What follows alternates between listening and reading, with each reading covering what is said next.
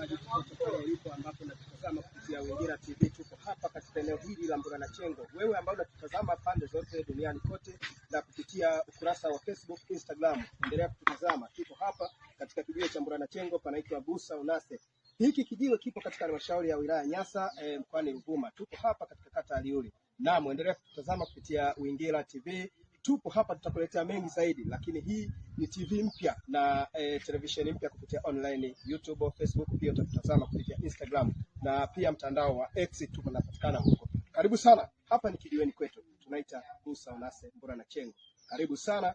Ewe mwanamichezo ambaye unaendelea kututazama kuanzia sasa utaendelea kupata taarifa mbalimbali za kimichezo, na tutaendelea kukudadavulia kile ambacho kitakuwa kinaendelea katika vipindi mbalimbali vya kimichezo hapa ulimwenguni na Tanzania kijumla. Karibu sana. Online tupo kupitia Wingira TV. Karibu sana. Ni mimi Isa Aswile Mwasampeta na kuletea matangazo haya moja kwa moja. Asante.